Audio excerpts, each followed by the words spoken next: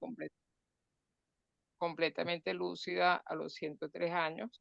Y bueno, lo que traigo como ejemplo es como el ejemplo de cómo una mente focalizada en objetivos claros, con trabajo constante, logra vencer incluso el paso del tiempo eh, hasta, mm, hasta límites insospechados, porque vale que hay gente que vive quizás más tiempo que 103 años. El tema es vivir hasta los 103 años siendo científica, productiva, participando en conferencias y siendo un ejemplo para la comunidad científica. Eh, para la próxima, por favor. Entonces aquí traigo ejemplos de múltiples artistas, científicos, que han sido muestra de cómo a, en el, a larga edad, a edad avanzada, eh, dieron sus mejores contribuciones. Giuseppe Verdi, su ópera Otelo, la hizo después de los 75 años, Pablo Neruda, Albert Einstein, Marie Curie, Pablo Picasso, Miguel Ángel, Lewis, Rodin, Renoir, que a los 72 años decía que estaba aprendiendo a pintar, y Johann Sebastian Bach, son solamente un ejemplo de personas que hasta edades muy avanzadas, Beethoven, que hasta edades muy avanzadas estuvieron produciendo de altísima calidad. Y pongo la próxima, por favor. Y hay un ejemplo que yo no sé si la conocen, pero esto es un ejemplo de cómo realmente podemos esculpir. Y cuando hablo de esculpir, yo cuando traje a Rita estaba poniendo el ejemplo de lo que es el trabajo intelectual, pero cuando traigo a esta doctora Josefina, que es venezolana, lo traigo incluso con el reto de lo que podemos hacer con nuestro cuerpo. Ella es una doctora egresada de la central, y a los 55 años o 60 años comenzó a entrenar y tiene ahorita 77 años. Estas fotos de ella ahorita a los 77 años, donde gana premios de fisicoculturismo. Ella misma dice, nunca es tarde para empezar, es toda una influencia.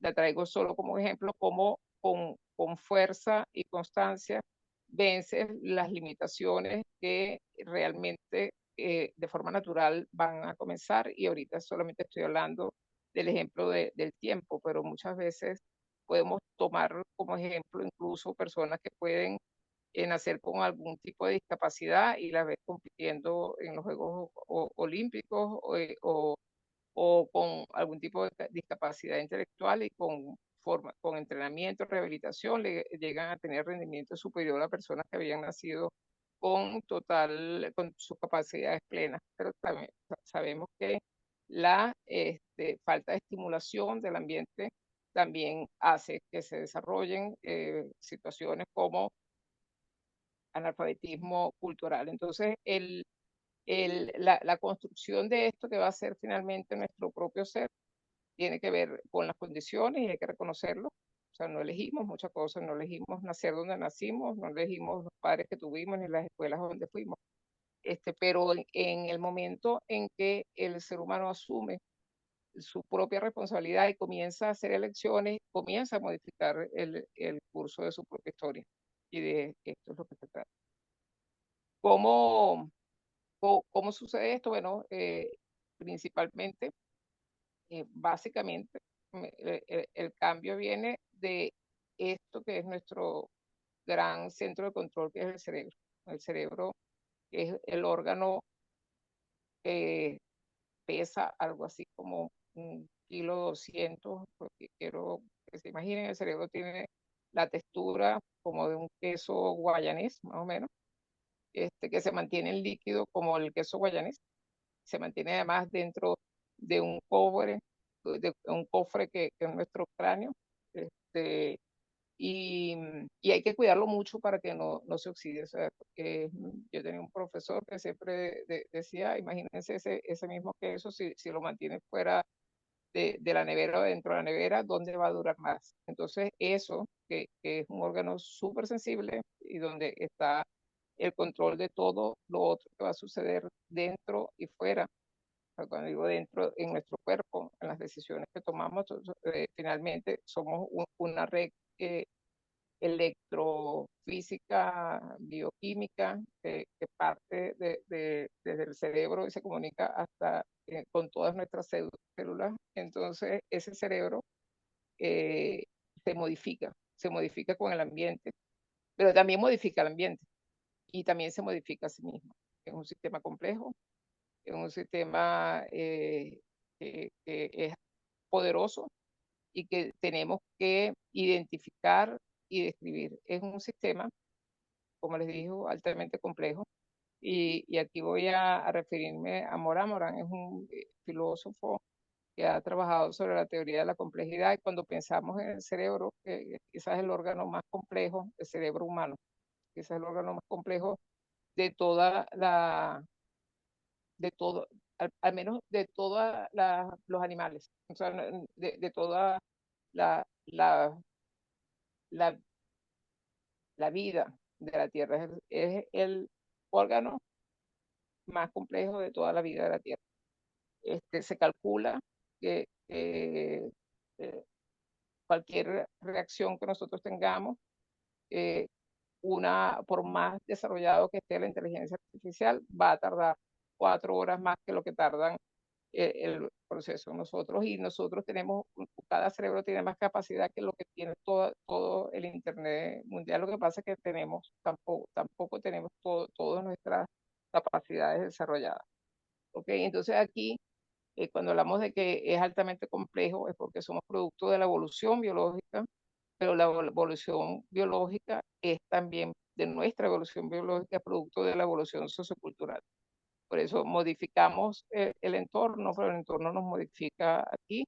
Y ahorita hay todo un desarrollo de lo que es la epigenética, donde nuestro estilo de vida, nuestra forma de vida explica los cambios que pueden tener las próximas generaciones, incluso desde los aspectos biológicos.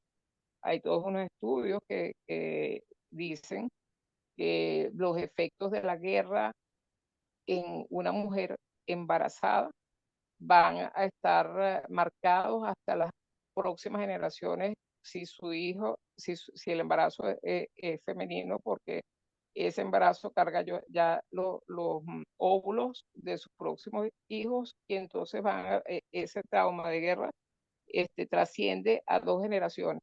Entonces, estos son esos factores que no vemos en el día a día, pero que no sabemos hasta qué punto incluso los efectos que han tenido las historias, las propias, las personales y las de nuestras generaciones anteriores. La complejidad de la vida humana abarca varios dominios: la naturaleza biológica supeditada a las determinaciones antroposociales. Es un tejido heterogéneo, asociado a la paradoja que somos uno, pero somos múltiples, que estamos determinados por la misma incertidumbre. Nuestro desarrollo desde el punto de vista psicológico, además, se explica mejor que cualquier explicación científica positivista, se explica más por la teoría incluso del caos, porque hay cantidad de factores que son aleatorios y que estamos constantemente entre el orden y el desorden.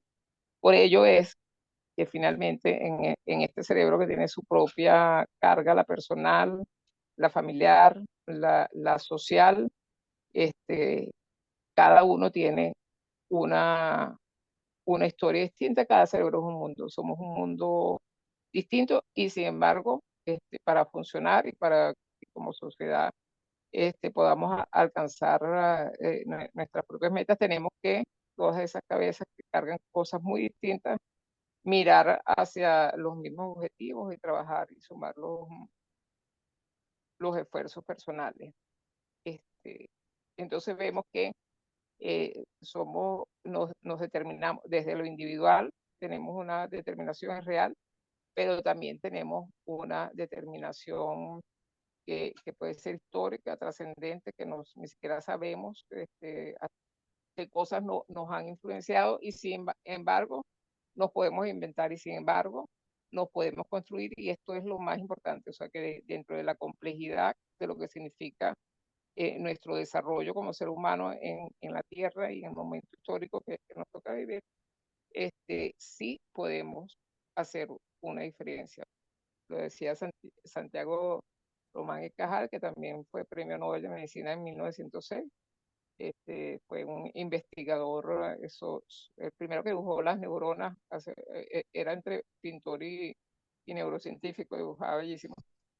Lo dice él, todo hombre puede ser, si se lo propone, escultor de su propio cerebro. O sea, nosotros somos determinados, pero tenemos la libertad de inventarnos y de autodeterminar. Ahora, ¿cómo es esto y cómo lo logro? Aquí tenemos el cerebro y voy a explicar algunas ideas las más fuertes y después vamos a abrir las preguntas, ¿no? Entonces, ¿cuál es el tema del cerebro? Bueno, es como es un órgano que o lo usas o lo pierdes. O sea, el cerebro, que describo de la manera que les describí, que tiene esa contextura gelatinosa, húmeda, que está flotando allí dentro de nuestro cráneo, responde de la misma forma que responde la musculatura. O sea, si lo usa, se fortalece, si no lo usa, se debilita. Recordemos a las dos féminas que inicié el ejemplo.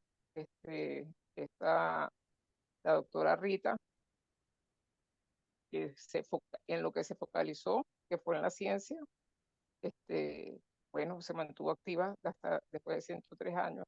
La doctora Josefina se focalizó en su musculatura y en su actividad física y bueno, y ha roto toda cualquier inercia o cualquier perspectiva de desgaste muscular. Esto es, o lo usas o lo pierdes. Todo músculo, todo aquello que usas se va a fortalecer, todo aquello que cae en desuso se va a debilitar y va a desaparecer. Y aquí tenemos una figura. Ay, no estás pasando. Ay, yo estoy viendo mis láminas y no has pasado. ¿Puedes adelantar? Ajá. Ok. El cerebro se modifica en el ambiente. Sí, sigo. Sí, porque yo he adelantado todo esto. La complejidad. Ajá. Aquí estamos todos con los cerebros distintos, con las historias distintas. Aquí está Ramón y Cajal. Vuelvo a repetir. Lo usas o lo pierdes.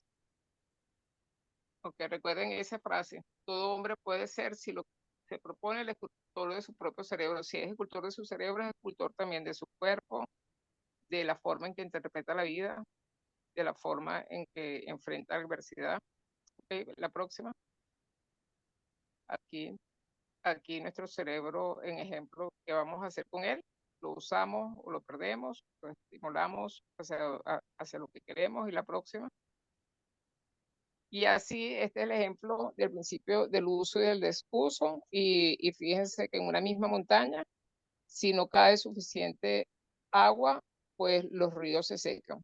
En esa misma montaña, si del otro lado cae mucha agua, los ríos se amplían y se agrandan. Igualito son las sinapsis, igualito es lo que nosotros querramos que se desarrolle. O sea, aquello donde nosotros pongamos la atención y el esfuerzo, eso es lo que va a crecer en nuestra vida. ¿Okay? Habría que preguntarnos si nosotros tenemos ahorita aquello que queremos en la vida, porque muchas veces tenemos el deseo de algo, pero realmente no hemos hecho ningún plan, ni hemos hecho ninguna actividad para que ese algo se manifieste, crezca y lo tengamos en nuestra vida. O sea, no basta el querer, hay que hacer algo, hay que estimular. Claro, aquí estamos viendo el ejemplo del ambiente, ¿no? O sea, en un ambiente donde llueve, se van a estimular los cauces de agua, donde hay sequía, pues sencillamente van a tender a secar. Y vamos a poner ese ejemplo en la próxima lámina, por favor, en lo que pasa con el ambiente.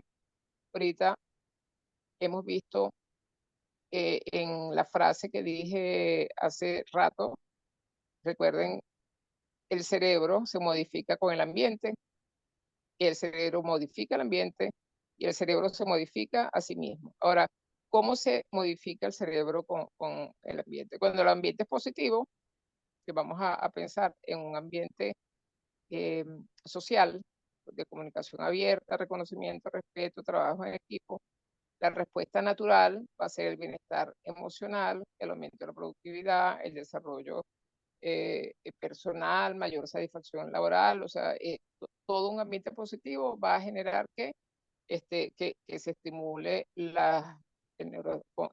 nuestros neurotransmisores, lo que se llama la hormona de la felicidad, la dopamina. Vamos a estar entonces más felices cuando nosotros nos sentimos bien con algo, esa conducta tiende a reforzarse. ¿Ok? En los ambientes positivos, cuando nosotros hacemos algo y la respuesta es positiva, el ambiente positivo, eso va a tender a reforzarse. ¿Ok? De esa forma afecta un ambiente positivo a nuestro crecimiento. Lo que yo quiero decir, o sea, si nosotros estamos aprendiendo lo que sea, cuando somos pequeños, que quien está siendo el escultor no somos nosotros personalmente, todavía no somos responsables de nuestra vida. Los escultores suelen ser los padres, los maestros. Entonces, cuando los niños hacen algo bueno, pues entonces esa conducta se refuerza y así vamos viendo cómo se van desarrollando capacidades mucho más fácil, ¿no? Lo que les decía en los ejemplos de niños que incluso nacen con limitaciones, pero con ambientes positivos, con refuerzos adecuados, con padres estimulantes, etcétera. Entonces los niños desarrollan unas capacidades extraordinarias, este, con todo que podían haber nacido con limitaciones, ¿no? Vemos incluso ahorita eh, niños hasta con síndrome de Down y logran trabajar, ser independientes, formar una familia. Esto es un ambiente positivo que a pesar de la adversidad misma de un déficit o un trastorno, tuvo un ambiente que le facilitó el desarrollo. Fíjense que la plasticidad que tenemos en el cerebro, fíjense la plasticidad, lo importante que es el tema del ambiente, pero también el tema del trabajo. O sea, vamos a pasar la próxima página, eh, la próxima lámina. Vamos a ver entonces qué pasa cuando el ambiente es negativo. Y aquí voy a tomar una frase que esta infografía la acaba de publicar la OCAP, con respecto al momento histórico que vivimos. Dice, la violencia y la desesperanza actúa como una trituradora implacable, pulveriza toda vida personal y social. Infografía de la OCAP. Esto, cuando hablamos de la violencia y la desesperanza, lo vemos desde el punto de vista social, familiar o personal, o incluso nosotros con nosotros mismos. ¿Ok? Siempre que nos conseguimos con un ambiente hostil, un ambiente donde nos recibimos el reconocimiento que necesitamos, lo necesitamos tanto como necesitamos alimentarnos.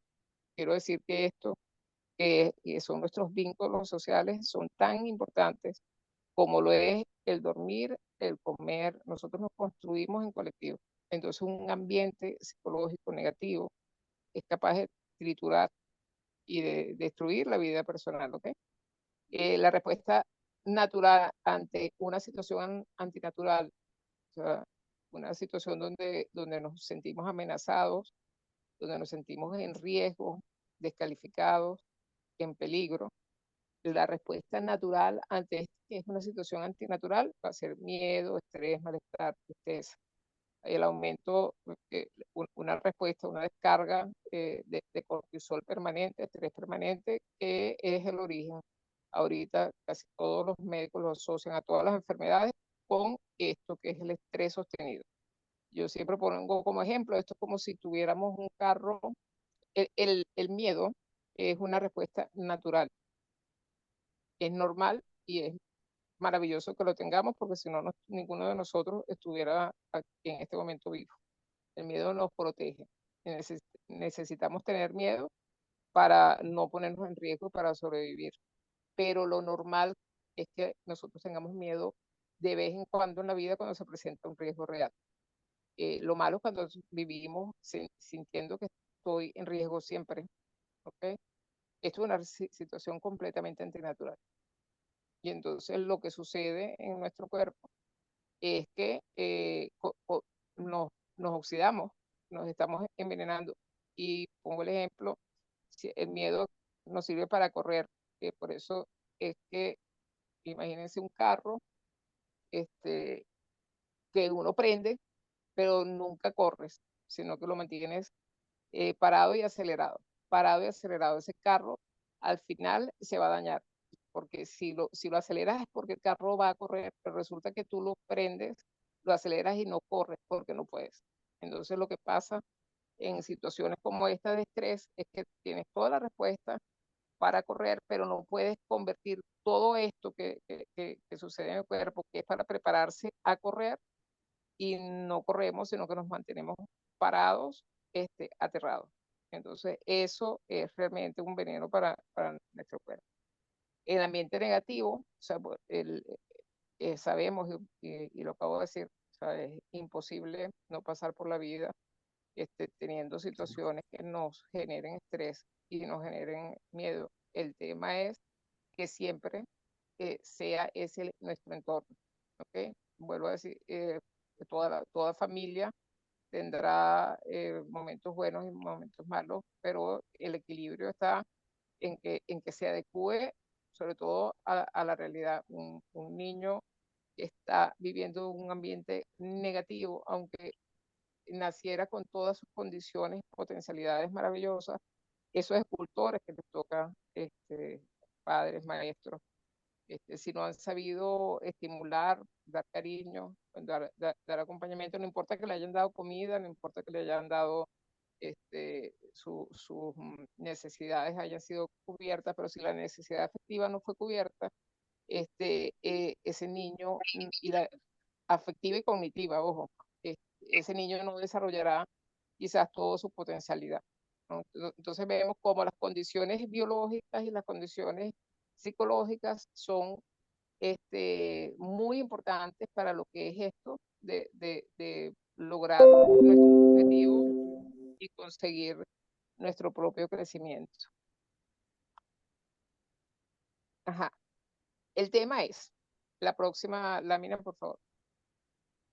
El tema es que, bueno, que nos hacemos grandes y que no, ya no somos producto de el trabajo de nuestros padres ni el trabajo de nuestros maestros.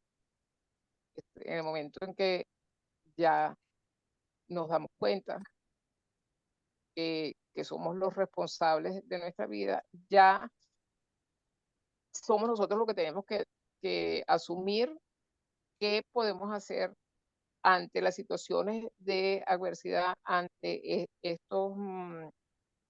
estos ambientes que no son negativos. Muchas veces no vamos a tener oportunidad, muchas veces podemos y debemos cambiar las situaciones que nos producen malestar a nosotros y al entorno social y al entorno familiar y a la situación económica. Hay muchas cosas que podemos hacer nosotros para modificar la realidad y tenemos que estar conscientes de esto, pero muchas veces no podemos hacer nada para cambiar la realidad, pero esa realidad nos afecta. Entonces, a pesar que, como dije en la lámina anterior, es una respuesta natural a una situación antinatural, el estrés, a conciencia de que ese estrés al final lo que va a hacer es como si me tomara un veneno yo misma, y yo necesito fortalecerme ante la adversidad precisamente, o sea, mientras está peor el entorno, mejor tengo que estar a lo interno. Entonces me toca a mí realizar eh, acciones contra la fuerza de la naturaleza, contra la fuerza de la respuesta natural para preservar mi salud mental. Así como les dije anteriormente, cuando hablé de la doctora Rita, cuando hablé de la doctora Josefina, como ellas tomaron decisiones contra la edad, una para mantener y desarrollar su fortaleza física, otra para mantener su condición hasta el último momento. Estos fueron acciones que iban en contra de lo que era natural, que es envejecer, ¿ok? Y retardaron, claro, no pueden salvarse de la muerte, nos vamos a morir, pero retardaron los efectos negativos, uno a nivel cognitivo, otro a nivel físico, retardaron esto por su propia acción. Entonces, sabemos que es natural sentirnos estresados o sentirnos mal en ciertas situaciones, pero nosotros tendremos que hacer respuestas distintas. Aunque lo natural sea sentirnos mal, pues ahora nos tenemos que sentir mejor y tenemos que lograr sentirnos mejor para que no nos venza la situación, para que nosotros seamos lo que podamos enfrentarla desarrollando nuestras mejores potencialidades. Entonces aquí vemos esta lámina, van a ver la situación, y yo tengo dos formas. Cuando yo reacciono normalmente, y vuelvo a decir, es normal. O sea, lo primero que tenemos que saber es que es normal sentirse mal ante situaciones negativas.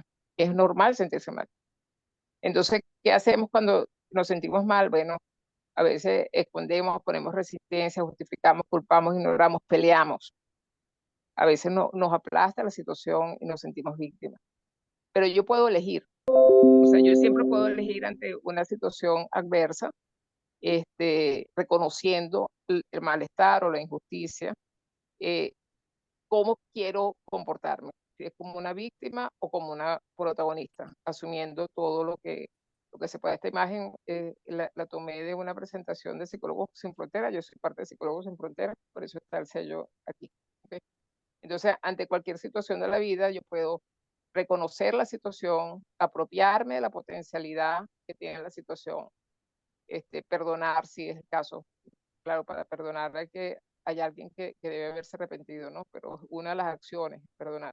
Hacer un autoexamen para ver qué retos tengo. Aprender de la situación y renovar.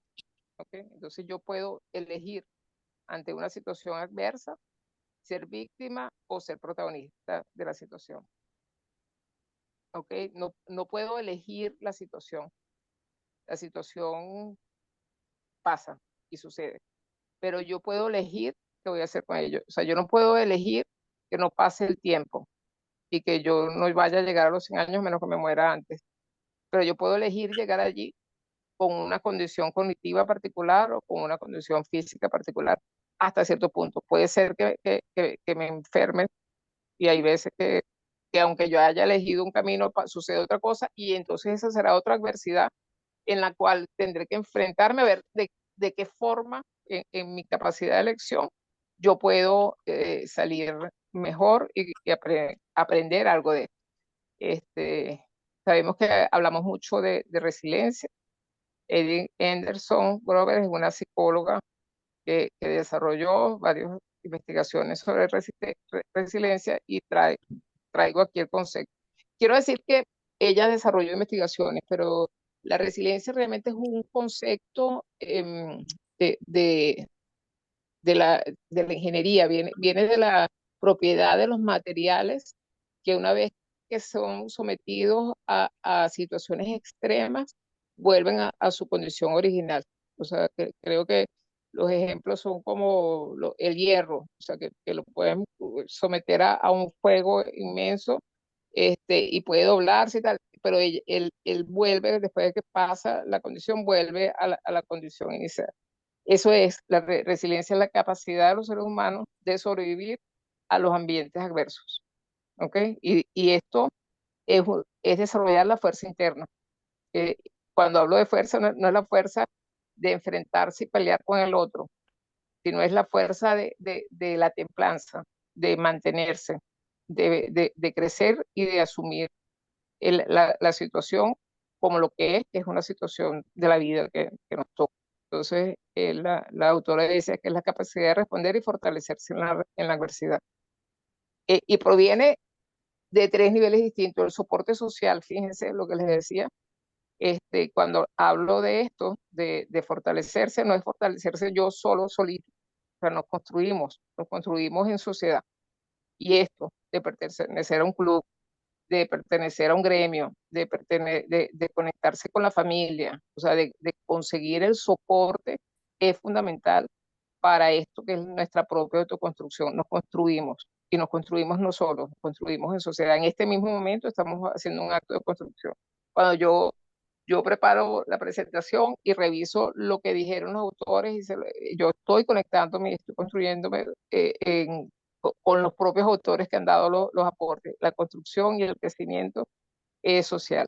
Entonces, el otro aspecto es el desarrollo en las propias habilidades, o sea, cuando se nos enfrentamos una adversidad o una situación o queremos desarrollar una habilidad en particular, tengo que saber, bueno, qué es lo que necesito aprender para aprenderlo. Eso es una habilidad.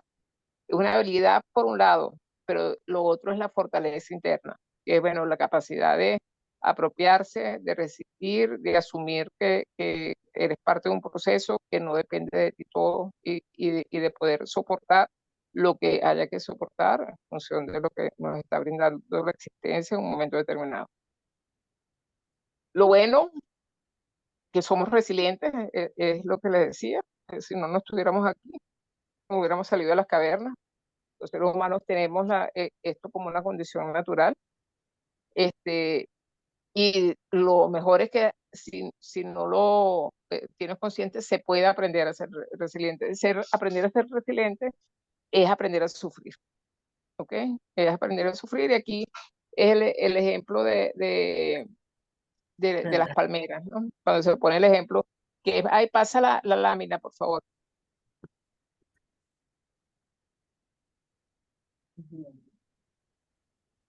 La lámina, ¿aló? Ajá, exacto. Es el ejemplo de las palmeras. Se pone una metáfora que es más fuerte, un roble o una palmera. Y cuando se pone frente a un huracán, resulta que la palmera es más fuerte porque es capaz de doblarse lo que se necesita doblar para poder mantenerse después. Mientras que el roble puede ser arrancado de raíz y no sobrevivir a la tormenta. Entonces, el resiliente es el que aprende a resistir la tormenta. Y eso se logra reformulando nuestras vidas, enfatizando en las acciones o alternativas para el cuidado psicológico, social, físico y espiritual. Y aquí vamos a ponernos en una historia que para mí siempre ha sido inspiradora y siempre la utilizo en, en, en situaciones como esta, donde quiero ejemplificar el ejemplo de las fortalezas internas. Es la historia de un autor que es referencia de la psicología, de la psicoterapia, que vivió 3 años, del 1942 al 45, en el campo de concentración de Auschwitz, que es de los campos de concentración más macabros, más duros que existieron. Él sobrevivió al campo de concentración pensando que a la salida iban a conseguir a sus padres, porque ellos iban en un tren cuando fueron apresados y después fueron distribuidos en distintos campos de concentración. Él llevaba una ponencia, él iba a presentar él era psicoanalista, iba a presentar una ponencia en un congreso y por supuesto lo quitaron todo, pero él dice, yo tuve oportunidad de verlo personalmente, hace como 40 años que vino aquí a Venezuela, en una conferencia que decía que él se mantuvo allí pensando todo el tiempo que iba a conseguirse con su familia, a todos los mataron, él fue el único que sobrevivió, pero la idea que iba a conseguirse con su familia y que iba a escribir y tratar de recordar las cosas que había escrito en ese momento, en la conferencia, tratar de recordar esa idea de lo que iba a contar, además de lo que comenzó a vivir allí, fue lo que lo mantuvo vivo. La próxima lámina, por favor. Ajá. El Víctor Frank lo dice así: las circunstancias externas pueden despojarnos de todo, menos de una cosa, de la libertad, de elegir cómo responder a esas circunstancias. Él decía, él escribe este libro que se llama El hombre en búsqueda de sentido. Es uno de los libros más hermosos que he leído en mi vida. Por favor, les recomiendo a todos los que puedan que lo lean. Se consigue en internet muy fácilmente. Pero hay un relato que él hace que para mí como que lo más simbólico, él dice que todas las mañanas le daban un pedazo de pan con agua, que con eso se mantenían en el día, pero que él, en el momento que le servían, él bendecía ese pan, bendecía esa agua. Y él disfrutaba de los pajaritos, por eso la imagen del pajarito en la rama.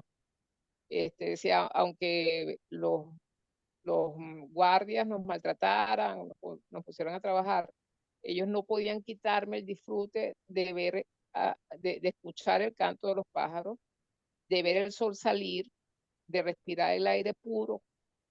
Eso nadie te lo puede quitar. Entonces la circunstancia puede ser muy adversa, pero tú puedes focalizar. Cuando les digo el tema, aquello donde prestes atención va a crecer y eso va a crecer dentro de ti. O sea, tú puedes crecer viendo esto que es odiar a quien te está maltratando. O puedes crecer en esto que es amar y bendecir el pedazo de pan que te va a mantener vivo en el día y disfrutar de la música, del canto de los pájaros. Esto es una elección. Y esa elección nadie te la puede quitar. Entonces, ¿de qué se trata la resiliencia finalmente? ¿Y de qué se trata esto? Que es lo que nos convoca hoy, que es construirse. Que nosotros no somos víctimas de la circunstancia. Construirse es que yo decido qué es lo que va a ser fuerte en mí. Cuando hablamos de la escultura, qué cosas quiero quitar de mi vida, qué cosas no quiero seguir prestando atención y qué cosas quiero que se fortalezca dentro de mí. Esto es esculpirse, ¿ok? Para esculpirse es necesario, según este autor, Mancio, es necesario primero aceptar la realidad. O sea, nosotros no nos podemos construir en base a la fantasía, porque quizás salga un monstruo, ¿no? Entonces tenemos que saber qué es lo que estamos enfrentando, la realidad externa y la interna, la propia, ¿no? Darle sentido a los hechos, identificar los problemas y las emociones que generan y centrarse en las soluciones. O sea, nosotros tenemos que eh, tener conciencia de realidad y identificar qué sí tengo para sobrevivir, qué sí tengo. En la próxima, por favor. Ajá. ¿Qué sí tengo yo para enfrentarme a las situaciones? Aquí en el paraguas, puede estar lloviendo y puedo estar pasando un momento duro, pero yo sí tengo como paraguas esto que es como mi vida interna, ¿no? Cómo interpreto la realidad y qué es lo que decido hacer con ella. Para eso tengo que identificar lo que siento, pensar en las acciones que tengo por delante y actuar en relación a ellas. Este dibujo de la esquina, está el niño con este triángulo es fundamental. O sea, nosotros podemos salir de la ecuación de que estamos determinados por nuestro entorno, salir de la ecuación de que yo reacciono a las cosas que me suceden. Nosotros necesitamos incorporar entre los sucesos y mi respuesta, identificar lo que siento, pensar en cuáles son mis alternativas y decidir cómo actuar, no hacer una respuesta automática, ¿vale? La próxima. Entonces estamos en construcción. Esta imagen es, bueno, nosotros podemos tener un ambiente adverso, pero necesitamos construir nuestra propia defensa, prepararnos. Incluso cuando no hay adversidad inminente, tenemos que fortalecernos para protegernos. Porque una de las cosas más importantes, sobre todo en los momentos actuales, es no engañarnos en el sentido de que los miedos no necesariamente son fantasiosos. Entonces necesitamos realmente cuidarnos para poder sobrevivir a la adversidad y poder sobrevivir y salir fortalecido. La próxima. Entonces, ¿cuáles son las acciones para ser resilientes?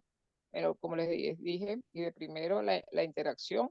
Es importante contar con nuestro entorno seguro, con nuestros aliados, con nuestra familia, con nuestros amigos, con las personas con las que nos identificamos, ¿okay? Hacer ejercicios de introspección, de conocernos, de saber aquellas cosas que queremos modificar, de reconocer las cosas que tenemos, que hacemos bien y que nos gusta hacer, desarrollar la independencia, o sea, dejar de depender del entorno tan automáticamente, lo que les decía, no tenemos que salir de la ecuación estímulo-reacción sin que entre el pensamiento, tenemos que aprender a abstraernos en algunas situaciones, y poder desarrollar nuestro pensamiento crítico, fortalecer la autoconfianza. Y la autoconfianza es incluso ser condescendiente con nuestros errores y saber que somos falibles, y eso no está mal, o sea, nadie es perfecto. Desarrollar la conciencia moral, no hay ninguna fortaleza mayor que el el guiarnos por normas éticas, por los principios, por el bien común. Eso es una enorme fortaleza. Por eso lo felicito, me encantó la introducción a esta reunión. Desarrollar la flexibilidad, o sea, el renunciar a lo que debería haber sido, no fue, renunciar a los ideales de cómo yo quería que fuera la vida, de renunciar a esto y aprender a, a aceptar esto, que es que la vida tiene su condición de caótica, y que estamos dotados y podemos sobrevivir al caos. Es como aprender a surfear, ¿okay? Y bueno, mantener el sentido del humor es fundamental, es una de las mayores fortalezas, el sentido del humor y la flexibilidad, bueno, la espiritualidad que está en la conciencia moral. Ok, la próxima.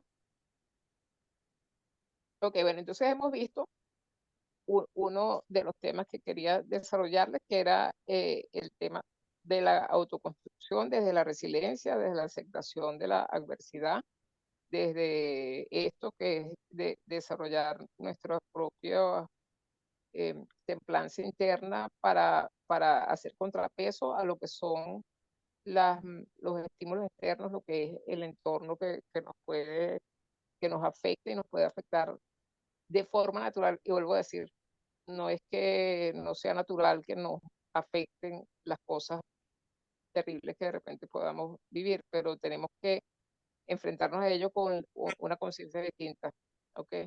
Para que a pesar de los pesares, nosotros nos mantengamos fuertes para enfrentar y para sobrevivir. Ahora, eh, ahora vamos a pensar en otro aspecto, que es en lo que nosotros pensamos. Hemos visto como que pensamos frente a la adversidad. Pero una de las cosas más importantes cuando hablamos de que el cerebro, voy a volver a retomar la frase que le dije, el cerebro se modifica con el ambiente, el cerebro modifica el ambiente y el cerebro se modifica a sí mismo. Pero cuando hablamos de modificar el ambiente, lo primero que quiero decirles es que el mapa no es el terreno, o sea, no siempre lo que nosotros tenemos como realidad es la realidad. Cuando hablamos de modificar el ambiente, tenemos que ser capaces de cuestionar nuestras propias creencias. Esta lámina que están viendo ahí es una alegoría a una historia que escuché de el automovilista que tuvo ese accidente terrible, Schumacher. ¿Cómo se llama? Schumacher. No sé cómo se pronuncia, pero saben quién es. Dicen que él visitó Rusia con una guía turística, y se conseguía iglesias que no estaban en la guía turística, iglesias extraordinariamente bellas, inmensas, y entonces cuando le pregunta al guía por qué están esas iglesias pero no están en el mapa, él dice, bueno, que porque en Rusia las iglesias no se ponen en el mapa, en los mapas turísticos, porque la iglesia no es algo que exalte ni es importante para los rusos.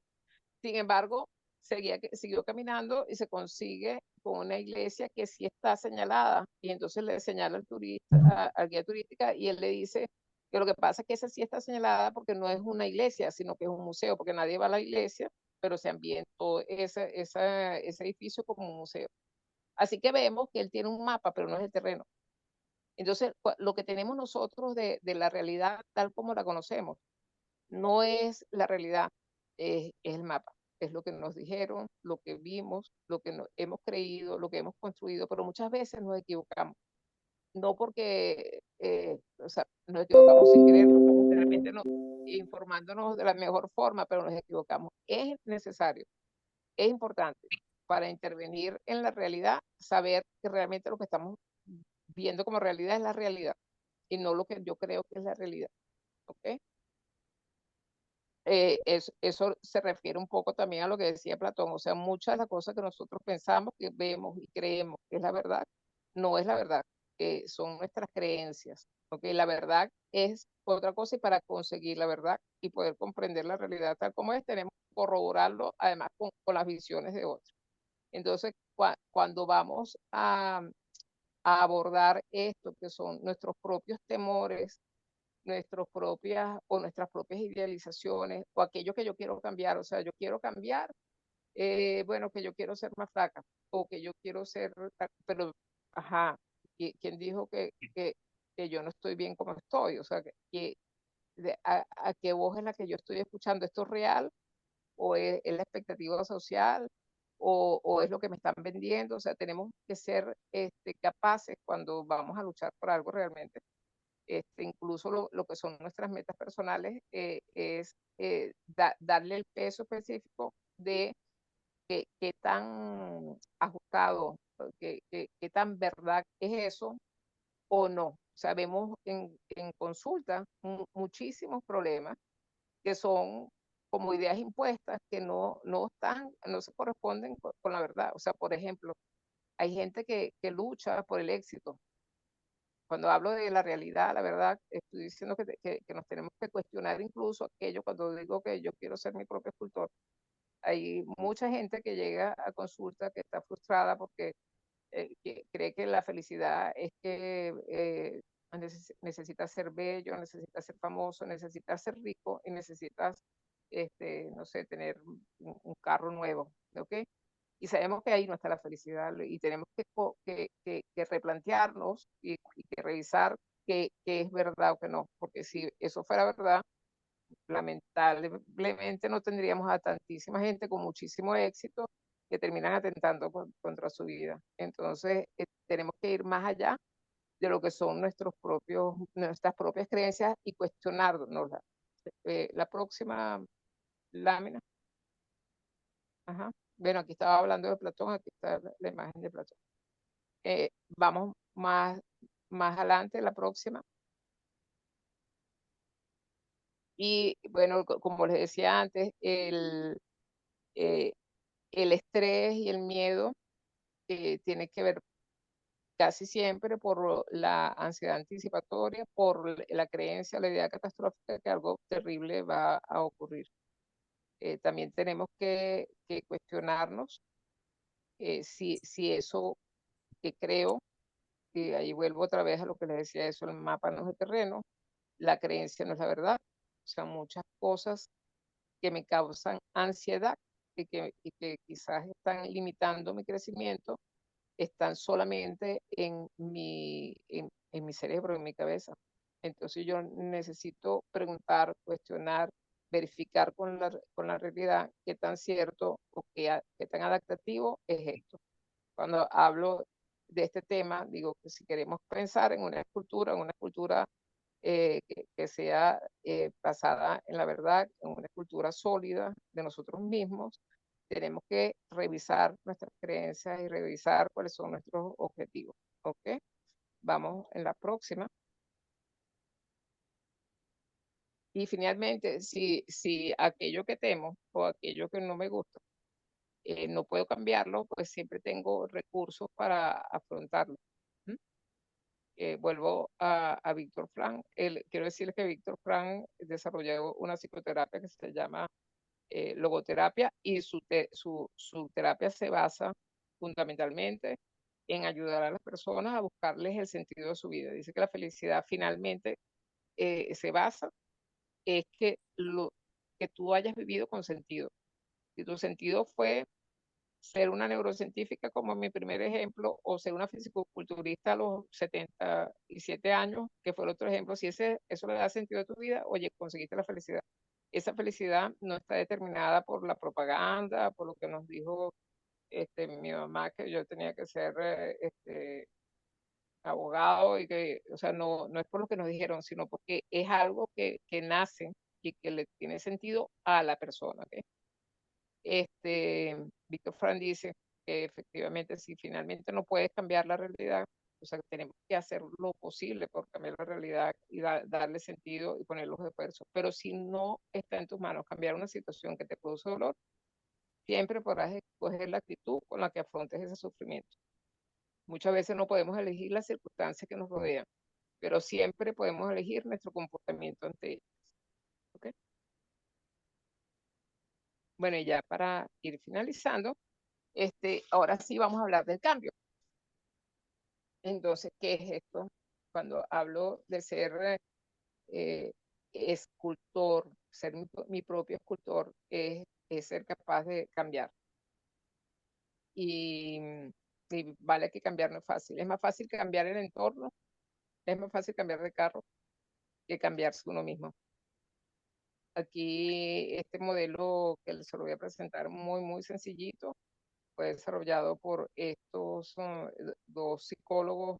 El primero, un psicólogo italiano estadounidense, Carlos Di Clemente, y James Prochaska, que es un psicólogo estadounidense. Ellos trabajaron sobre el cambio en las adicciones. Si nos cuesta cambiar nosotros nuestros hábitos, que al final se convierten en adicción, imagínense el cambio que requiere una persona que sufre alcoholismo, el cambio que requiere una persona, cualquier persona que se adicta a una sustancia, significa que su cuerpo creó dependencia, lo cual significa que la persona, eh, quiera o no, el cuerpo le exige esa sustancia para tener un punto de equilibrio.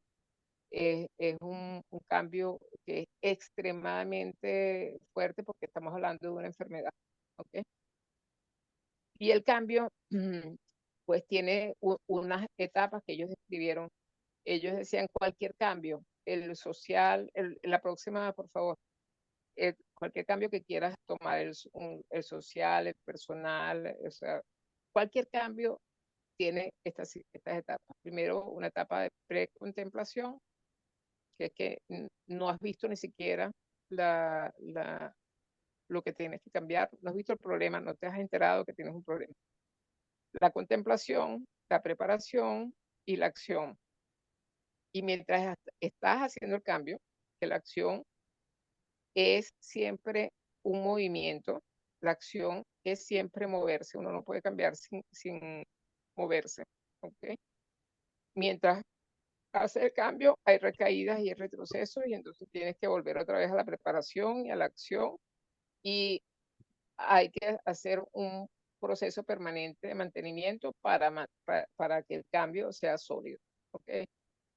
Sabemos, no sé, me imagino, no sé si les ha pasado a ustedes, pero yo voy a confesar que yo en mi vida he tenido muchas intenciones de cambio, sobre todo en mis hábitos de deporte, de practicar algún tipo de deporte, y logro hacerlo y llego a la acción, pero después tengo otra vez la recaída de la inacción y muchas veces no, bueno, de hecho, no vuelvo a accionar y vuelvo a tener después de 2 años o 3 años otras intervenciones. Ahora sí, voy a hacer un hábito, voy a hacer un hábito y vuelvo a caer en la inacción. Es difícil cambiar y estoy hablando solamente de moverse, de hacer una actividad física. Es muy difícil cambiar, pero lo bueno es que es posible cambiar.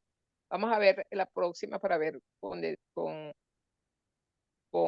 detalle de qué hablo cuando hablamos de la etapa del cambio. Primero es la precontemplación, como le digo, es negar el problema, ni siquiera lo he visto. O sea, existe un problema, pero no lo he visto. La contemplación es cuando la persona reconoce que existe el problema y comienza a pensar en la posibilidad. Antes de moverse, la persona tiene que pensar en que quiere cambiar, aunque no haya tomado la decisión definitiva. Después, tiene que pensar qué es la acción que tiene que desarrollar. Fíjense que todo eso pasa en su cabeza. Primero no lo veo, después pienso qué es lo que tengo que hacer. El cambio comienza otra vez en el cerebro.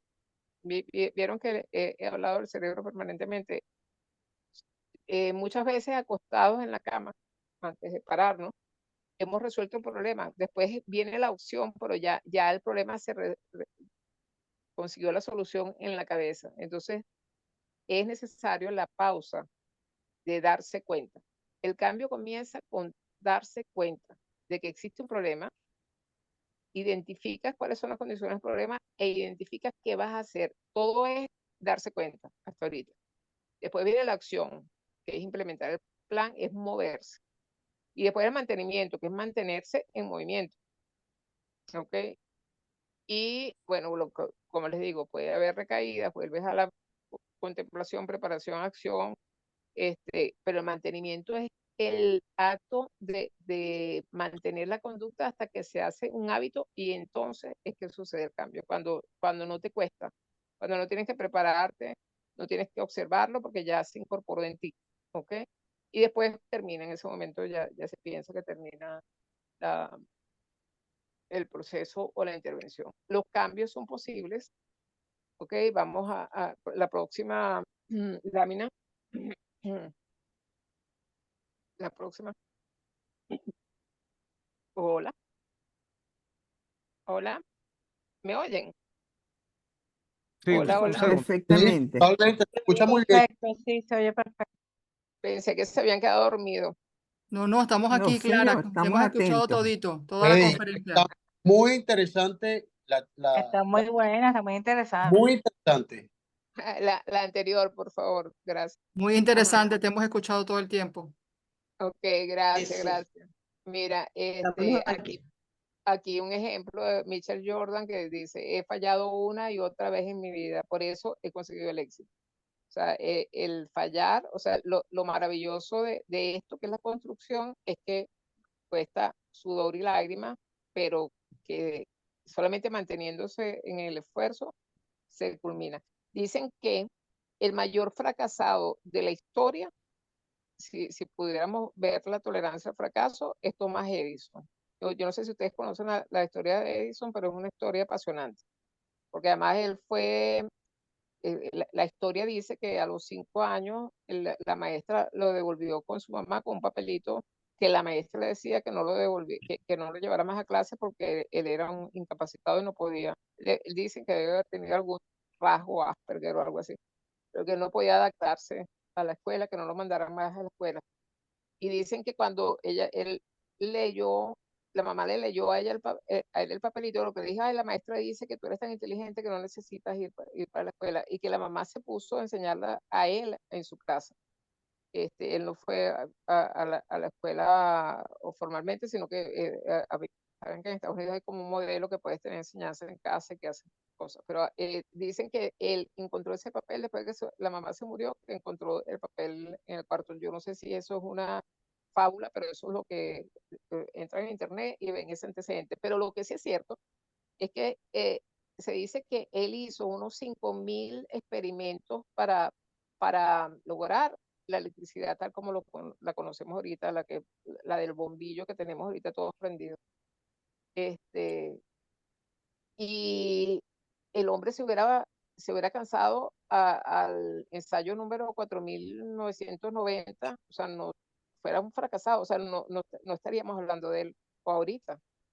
Entonces, cuando hablamos del cambio, o sea, el cambio no es estático, el cambio es dinámico, significa el mantenerse activo, logrando un objetivo y no fallar, o sea, no tener la tolerancia a la frustración para poder alcanzarlo. Y ahí no termina, efectivamente. Pasa al próximo, por favor. Entonces, bueno, algunas claves del cambio, bueno, lo primero que no es lineal, como les dije, podemos avanzar y podemos retroceder, pero volvemos a avanzar, no es lineal, ¿ok? Es un proceso, o sea, no cambiamos porque queremos cambiar. Claro, cambiamos porque queremos cambiar, ojo, acuérdense que lo primero es la la precontemplación, después viene la contemplación, y en la contemplación el deseo de cambiar. Si no hay deseo de cambio, no hay posibilidad de cambio. Pero no es suficiente, o sea, no lo decía, lo alcancé mañana y ya no hay vuelta atrás, no. Es un proceso tortuoso, un proceso que nos reta, para el cual necesitamos mucha resiliencia, por eso que comencé y abrí hablando de la resiliencia, y es personalísimo. O sea, igual que somos, cada cerebro es un mundo como los dibujitos que vimos, que en cada uno unos tienen números, otros tienen cuentos, otros tienen dibujos, cada cerebro tiene una historia y un contenido distintísimo, y cada proceso de cambio es personal. En psicoterapia, los que trabajamos en esta área, aprendemos algunos protocolos para facilitarnos la vida, pero sabemos que finalmente esto es como una reacción química y que cada persona tendrá su propio camino, y ese es el gran reto, que somos únicos y estamos protagonizando nuestras propias vidas. Pero podemos protagonizarla o no. Que acuérdense aquel dibujo primero que les mostré. O sea, yo puedo ser una víctima o puedo ser una protagonista. Puedo reaccionar y bueno, la cosa está mal afuera y me siento mal, o puedo decidir, bueno, a pesar de que las cosas están mal afuera, o sea, yo elijo fortalecerme, yo elijo el cambio, y me voy a cambiar tantas veces como sea posible, como para salir más fuerte de la situación que estoy enfrentando. ¿Okay?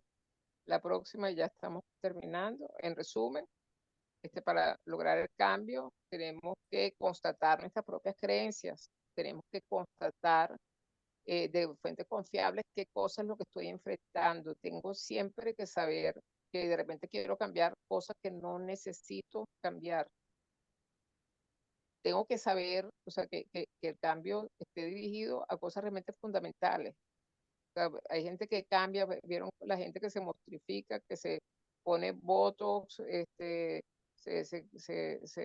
pone mejillas falsas, o sea, que terminan mostrificadas. La gente no necesita cambiar. O sea, la gente, el cambio es incluso aceptar la vejez. El cambio es aceptar la circunstancia y, a pesar de eso, disfrutar la circunstancia. No tengo por qué ser infeliz porque, bueno, porque no soy mis universos. O sea, tenemos que, el cambio es aceptar la realidad. Es plantearse metas realistas, corto, mediano y largo plazo, y es cultivar sobre todo la resiliencia. La próxima. Bueno, en resumen, es siempre necesario para lograr el cambio tener salud, o sea, la buena alimentación, el ejercicio físico.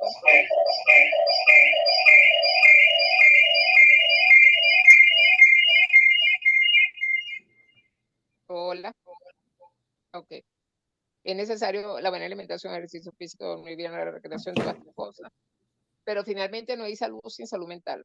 Y ojo, que también en el momento que nos toque perder la salud, también tenemos que aceptarlo y tenemos que vivirlo, y uno puede tener, porque tenemos que aceptar que nos enfermamos y nos morimos. Esto es una realidad, y también el cambio es aceptar esto como una realidad y no como una tragedia, sino disfrutar de esto también. La salida de este plano de existencia, si crees en algo más, debe y puede ser un momento bendito que tenemos que aceptar. Pero bueno, mientras podamos y estemos aquí, la buena alimentación, el ejercicio, dormir bien, cuidarse, recrearse y cuidar nuestra salud mental. Cerrando ya, les comparto el concepto de salud mental de la Organización Mundial de la Salud. Es un concepto que a mí me gusta mucho, porque no es un estado, y fíjense lo que dice, es el estado de bienestar en el cual el individuo es consciente de sus propias capacidades, lo que les decía antes. O sea, tener conciencia, darse cuenta, o sea, darse cuenta hasta dónde puedo medirme, o sea,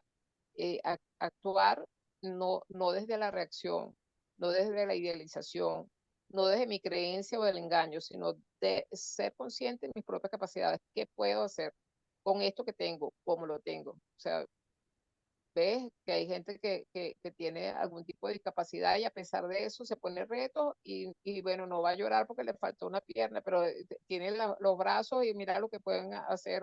Hay gente que dibuja, que corre con las manos, hacen cosas maravillosas, hacen una sobrecompensación, pero es un ejemplo de lo que somos capaces de hacer los seres humanos cuando decidimos ser los escultores de nuestra vida. Entonces, es ser conscientes de nuestras propias capacidades.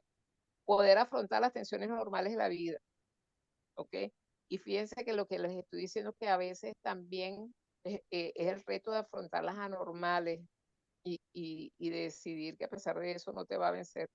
Puedes trabajar, es trabajar de forma productiva y fructífera y ser capaz de hacer una contribución a la comunidad. La salud mental es también el trabajo en colectivo, en comunidad, ayudando al otro. ¿Okay? Y bueno, siempre recuerden que a veces estamos quebrados, que a veces es muy sano, es maravilloso si no han ido a psicoterapia y se sienten mal. No todo el mundo necesita la psicoterapia para sentirse bien, los amigos, la familia, podemos conseguir un equilibrio, pero la psicoterapia es una reflexión en compañía, siempre es la guía al mejor lugar donde podemos ir, es eso de vernos a nosotros mismos, de explorarnos, de identificar nuestras propias capacidades. Ese es el viaje más emocionante que pueden tener. Y bueno, ya para finalizar, aquí la imagen de los servicios de la Federación de Psicólogos de Venezuela dirigidos a la comunidad para brindar un poco de apoyo a las personas más vulnerables. Bueno, ya he concluido la presentación. Muchas gracias por la atención. Muchas gracias a ti, Clara.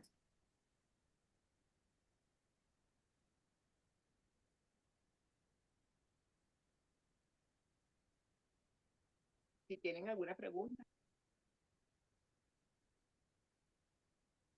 Hola, ¿qué Ángel tal? tiene la palabra. Sí, buenas tardes. Felicidades. Excelente exposición. Yo tengo una pregunta y tiene que ver un poco con todo el contexto de lo explicado en su ponencia y tiene que ver con caso Venezuela, caso sociedad venezolana, para un porcentaje o gran porcentaje de la población verse afectado por o desplazamientos o por degradación de su economía a puntos realmente críticos, el que no tengan acceso a cosas básicas, toda esa carga emocional, ¿cómo se puede a nivel institucional poder brindar algún tipo de soporte para que la sociedad pudiera en determinado momento poder cambiar, poder mejorar o enfrentarse a algún cambio hacia lo positivo? Mira, fíjate, el tema de la salud mental es, yo te voy a decir, se estima que el 16%, el 14% de las enfermedades son enfermedades, tienen que ver con problemas mentales, ¿ok? El 14% de la carga de enfermedades. Pero de ese 14%, a nivel latinoamericano se estima que entre el 75 y el 90% no van a recibir nunca la ayuda, a pesar de que existe tratamiento para ellos. Esto es lo que se llama la brecha de salud mental. Es una brecha increíble. O sea, nosotros, incluso en el mejor, sin crisis social, no hay manera de dar respuesta a esta inmensa necesidad que ya vemos. Nosotros leemos noticias, díganlo aquí las colegas que están conectadas, muchas noticias que vemos de dramas criminales, suicidio, o sea, con un poco de atención hubiera podido ser resuelto. No es un tema solamente de más psicólogos, que también lo es, y de más psiquiatras, que también lo es, porque hay un déficit inmenso. Entonces, esto es un tema de política social, por eso que nosotros damos los teléfonos, pero no nos damos abasto para la cantidad de gente que llama, porque imagínate, también trabajamos y necesitamos trabajar y cobrar, porque quien mantiene la familia. Entonces, aunque haya un ejército de psicólogos trabajando para aportar, no damos abasto. Y esto es algo como endógeno. Esto es un tema de salud pública, y yo voy a ponerles un ejemplo. Nosotros tuvimos un invitado internacional que nos dio una formación de suicidología, un colombiano excelente, que estuvo con nosotros, y él pone como ejemplo lo que pasó en Suiza. En Suiza, hace 30 años, era de los países con mayor índice de suicidio, a pesar de que las condiciones económicas eran extraordinarias, pero el índice de suicidios de los jóvenes era impresionante. Bueno, porque había mucho consumo de drogas y porque era una sociedad como que con un nivel económico muy bueno, pero, ¿sabes? Una vida vacía, porque no es suficiente. Por eso le decía, no es suficiente. O sea, el carro, la casa, la comida, ser bello, ser exitoso, no, eso no da la felicidad. Tú tienes que llenar la vida con sentido. Entonces, ¿cuál fue la política social de ese momento? Bueno, primero restringieron el acceso a las drogas. En ese momento eran como drogas abiertas, mucho más que lo que es ahorita. Lo restringieron. Pero segundo, comenzaron así como una formación gratuita y masiva en todas partes de clases de arte, clases de teatro, o sea, una respuesta social como de llenar deporte, estimulando a la gente en clases de literatura, o sea, de llenar la vida de los jóvenes de cosas que los hiciera crecer como individuos, como personas. O sea, nosotros necesitamos tener el cerebro lleno de cosas buenas. ¿Se acuerdan lo que les dije? El ambiente estimulante, el ambiente positivo. Bueno, ellos hicieron una intervención social de ambiente estimulante y ambiente positivo, y el control de esos que eran antros de muchachos, donde habían exceso de drogas, etcétera. Esas dos medidas disminuyeron el índice de suicidio de una forma increíble, y en este momento, eso que eran los países con mayor suicidio hace 30 y 40 años, ahorita es donde hay menos suicidios, y en contraposición a Latinoamérica, que están incrementándose los suicidios. Aquí en Venezuela particularmente es impresionante lo preocupados que estamos por lo que está pasando en suicidio. Y sí, esto es un tema social, no es solamente un tema de atención psicológica, de más psicólogos o más psiquiatras. Hay que cambiar el entorno social, hay que hacer un entorno social, como les dije, donde haya más dopamina que es cortisol. Gracias, Clara. Voy a leer algunos mensajes en el chat.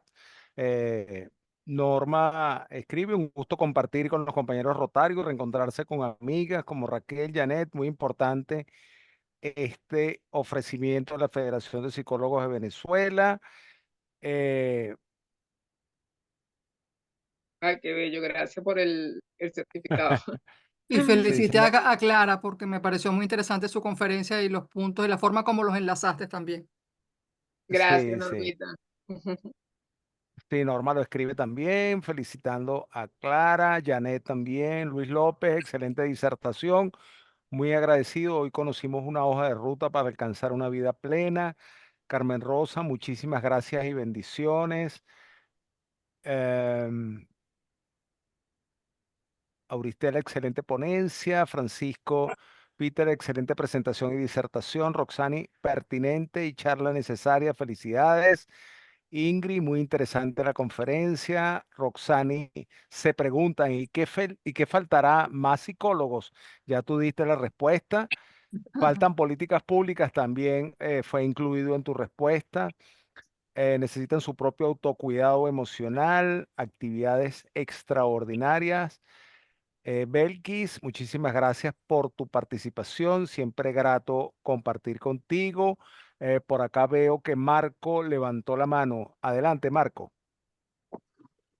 Muy buenas noches a todos ustedes. Gracias, doctora Clara, por esta hermosa conferencia, ¿no? Les estoy hablando desde Quito, Ecuador.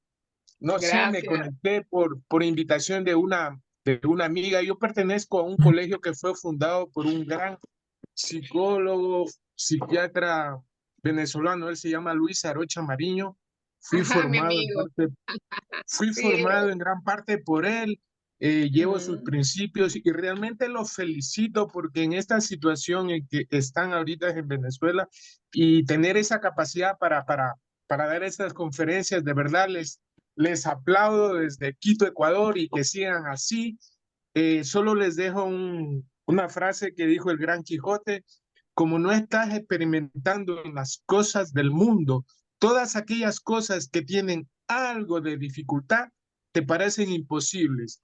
Confía en el tiempo que suele dar dulces salidas a muchas amargas dificultades. Que Dios los bendiga y que sigan así. Y ojalá pueda escuchar más conferencias suyas. De verdad, Gracias. les Y felicito. me saludas al doctor Arocha, que creo que se fue a España. Yo me formé con él fue mi Sí, maestro. háblale de Es Marco excelente. Chinin yo realmente soy un bendecido de haber conocido a Luis Arocha. Él vivió aquí en Quito. Vivió de Quito a un ladito, como Quito es una ciudad muy grande, él vivía en un pueblito cercano porque le gusta mucho la naturaleza, vivía en Tumbaco. Fue catedrático en una de las mejores universidades aquí en Quito, pero es un hombre realmente increíble. Si yo no hubiera Sí, conocido a lo es. Luis Arocha Mariño, no estuviera aquí quizás compartiendo con ustedes. Él transformó mi vida y realmente serían unas 3, 4 clases. De ahí me incluyó en su colegio. Él fundó un colegio a nivel mundial. Les invito, se llama Colegio Neurocódex. Y se Sí, fue, hace sí. 3 meses se fue para Valencia. Creo ahorita está en Málaga. Anda por allá. Y es verdad todo lo Bueno, que tú dices, Clara, que todo está conectado y todo se vuelve transformado en un baile de evolución permanente. Es una frase de Luis Arocha. Y así es. qué belleza, de verdad, y que encuentren pronto una solución a la situación que están viviendo. Quizás es parte de Latinoamérica en Ecuador. Quizás la cosa es disfrazada, hay bastante desempleo, pero todavía hay oportunidades. Y a saber ver la vida no como una amenaza, sino como una oportunidad y un desafío. Porque si lo vemos como una amenaza, estamos jodidos. Frase de Luis Arocha Mariño. Sí, yo Así sé es. que la cosa es jodida, pero hay que seguirle dando a la lucha. Y como dijo Albert Einstein, la vida es como andar en bicicleta. Para mantener el equilibrio hay que seguir en movimiento. Si nos Así quedamos es. congelados, empieza que sí, que ansiedad, depresión, nervios. Y lo peor es empezar a tomar antidepresivos. Hay cosas naturales que me enseñó Luis Arocha Mariño, cosas naturales como actividad física, y muchas herramientas que maneja él. Él tiene alrededor como de 120 herramientas que uno las puede producir. El NEVA, aprendí con ellos el NEVA, neuroestimulación, aprendí y manejo en el 60% la coherencia cardíaca. Y ya pues estamos aquí y Dios quiera les pueda volver a escuchar, pueda volverles a ver. Un abrazo desde Está invitado para los segundos martes, los Gracias, segundos lunes compañero. Muchas gracias. del mes para sí, que esté Gracias. atento. Gracias, Marco, ojalá. por tu presentación y tu participación. Clara, por acá Luis López escribe en el chat, ¿podemos contactar a Clara de alguna manera? Sí, claro que sí. Comparte déjame, yo pongo mi teléfono aquí.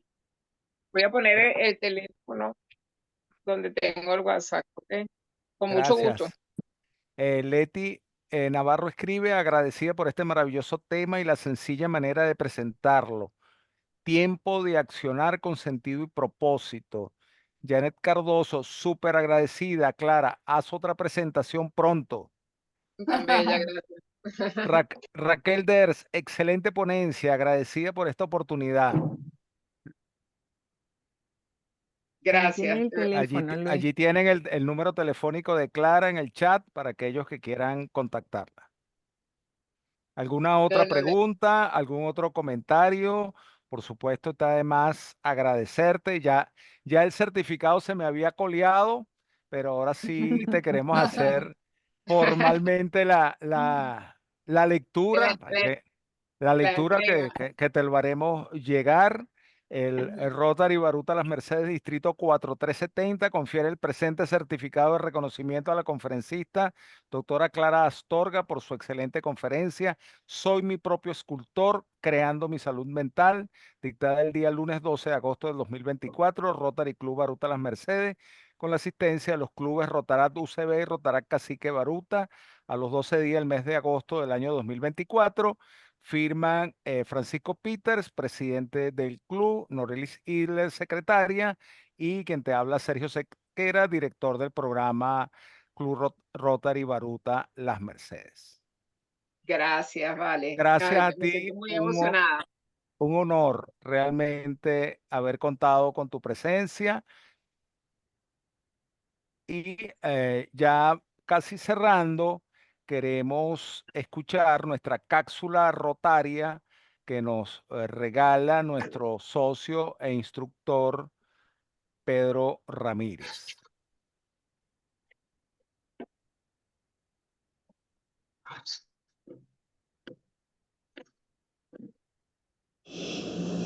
Todos aspiramos a una vida feliz, pero pocos tienen la inspiración que conduce a ella. Desear, rogar y aún rezar por el bienestar propio de otro no es suficiente si no se tiene la conexión con la fuente. Es como una computadora sofisticada con una alta capacidad para movilizar datos sin conexión a la red de Internet. Hoy, cada vez más comprendemos que no somos un mero organismo físico-mental y que el pensamiento no lo genera el cerebro, sino que éste hasta lo limita y distorsiona. La enfermedad, el exceso, la falta de equilibrio, en fin, la ausencia de salud, extingue la fuerza para vivir bien. El miedo o la rabia anula la inspiración y corta la conexión. Por ello es necesario evitarlos o transformarlos. El artista, el negociante y aún el político obtienen su motivación y fuerza de sus recursos interiores, de su disciplina, de sus esfuerzos, de estar centrado en sí mismo, no de la embriaguez o glotonería. No basta la razón o la mera educación para tener éxito, si la fuerza motivadora de la acción no está presente. Ya se comienza a vislumbrar los aspectos humanos que nos han limitado e impedido nuestra superación. Nosotros los rotarios tenemos una gran oportunidad para comprenderlo y usarlo en bien de todos, comenzando con la frase del templo de Apolo en Delfos: hombre, conócete a ti mismo. Por ello te invitamos a formar parte de Rotary, que es una universidad de la vida. Únete a Rotary. Esta cápsula es una cortesía de Rotary Club Baruta, Mercedes. Muchísimas Muchas gracias. gracias. Excelente, Pedro, como siempre. Hermoso. Muchísimas gracias, ha sido hermoso. Muchas Muy gracias, Gracias. Pedro. Saludos a bueno, sí. todos. Gracias. Vamos al toque de campana para dar el cierre de la actividad.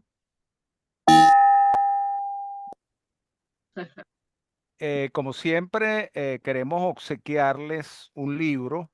En esta oportunidad, el libro digital que les queremos obsequiar es Entrena tu mente, de Mark Freeman. Aquellos que estén interesados pueden escribir al correo electrónico que escribí hace un rato en el chat, o a mi número de WhatsApp que aparece en el chat del club.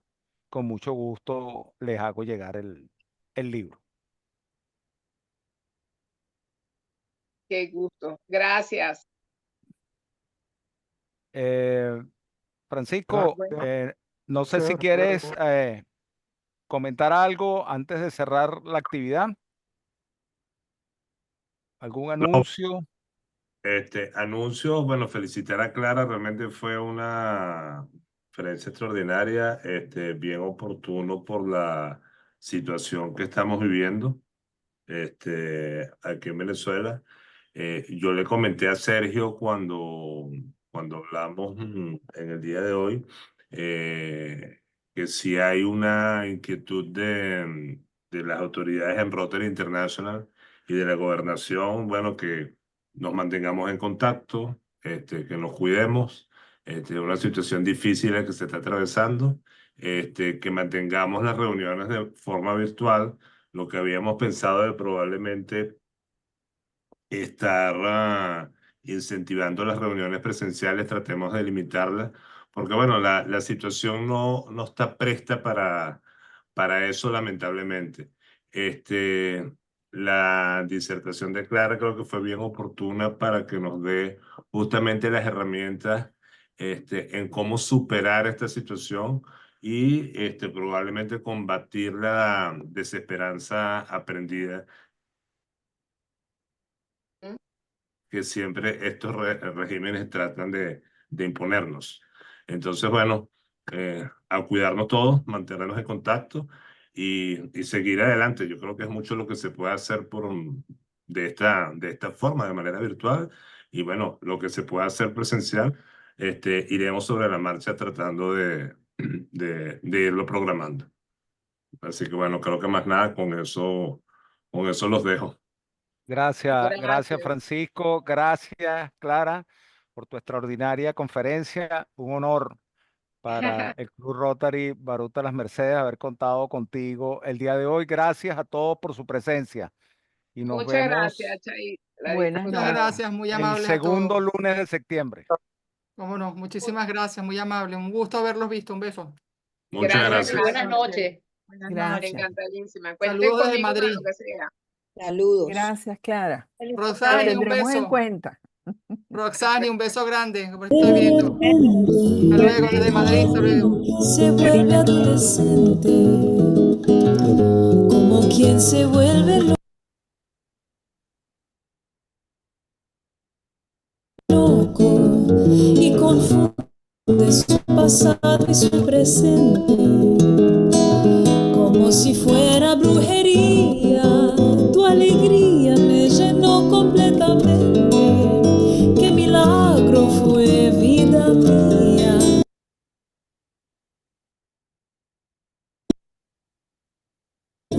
Qué manera tienes de amar. De repente me moría por seguirte la corriente. Por la noche y por el día te veía en cada rostro de la gente. Vida mía, de repente caminaste los caminos de mi mente. Le quitaste las arrugas a mi frente y sembraste tu sonrisa en mi dolor. Vida mía, tu locura me inundó violentamente. Tu demencia me llegó tan de repente. Hiciste que creyera en el amor.